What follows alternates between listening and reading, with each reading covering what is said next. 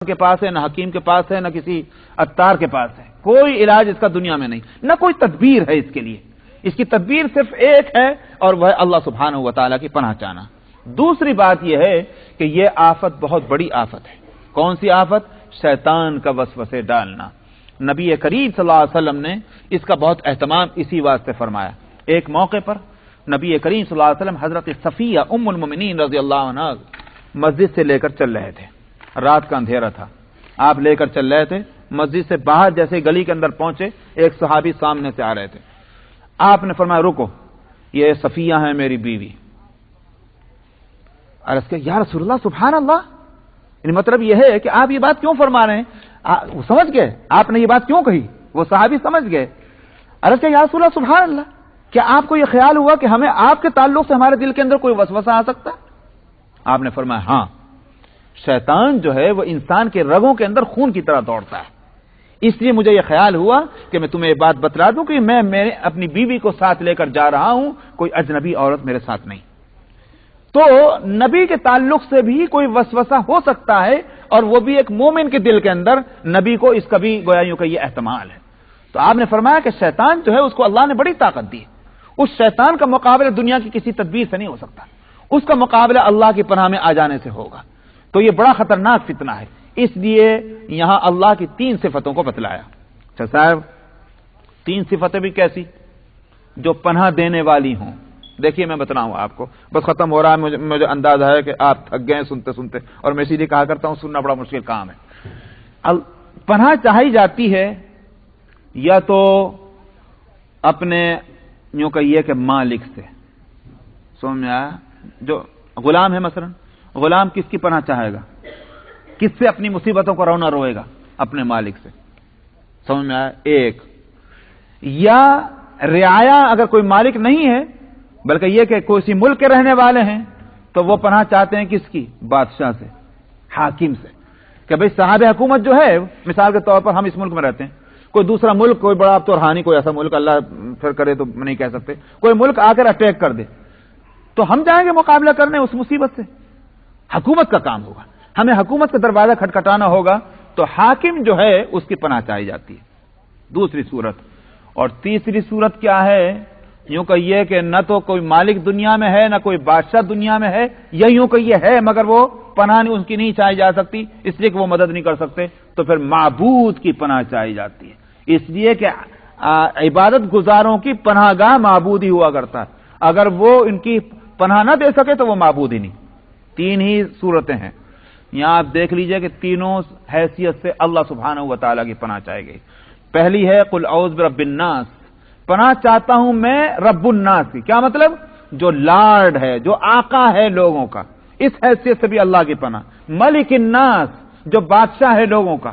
دوسرا ذریعہ جو ہے پناہ کا وہ ہو سکتا تھا، اس حیثیت سے بھی اللہ کی پناہ. اور تیسرا الہ الناس، معبود اللہ کا. تو 3 ہی صورتیں ہو سکتی ہیں، یا 3 ہی صفتیں ہو سکتی ہیں کہ جس سے پناہ دی جائے، اور وہ تینوں وصف اللہ سبحانہ و تعالیٰ کے اندر ہیں. اس کے بعد وہ خطرناک چیز جس سے پناہ چاہی گئی وہ ہے من شر الوسواس الخناس. رہ گئی بات یہ کہ بھئی شیطان کا وسوسے ڈالنا تو سمجھ میں آتا ہے، یہ لوگ وسوسے کیسے ڈالتے ہیں؟ من الجنۃ والناس جو فرمایا گیا، لوگ بھی وسوسے ڈالتے ہیں. تو لوگوں کے وسوسے ڈالنے کی 2 صورتیں ہیں. ایک صورت تو واقعتاً عام لوگ ہیں.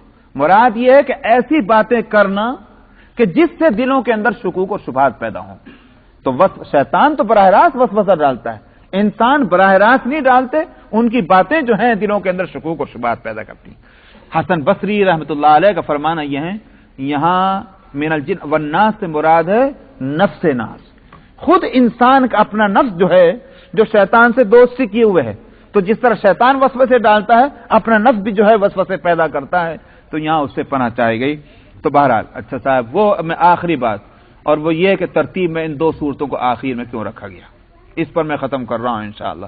بات یہ ہے کہ آپ نے سب سے پہلی سورت جو قرآن شریف کی پڑھی وہ کیا ہے؟ سمجھ میں آیا؟ سورہ فاتحہ.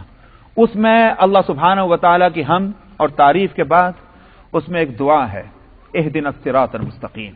ہم کو صراط مستقیم کی ہدایت دے دیجیے. اور صراط مستقیم کیا ہے؟ جو دنیا اور آخرت دونوں میں کامیابی کا راستہ، یہ ہے صراط مستقیم.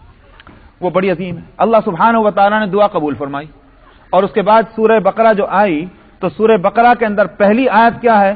الف لام میم ذالک الکتاب لا ریب فیہ، کہ وہ کتاب جو تم ہدایت مانگ رہے ہو صراط مستقیم کی، وہ یہ کتاب ہے.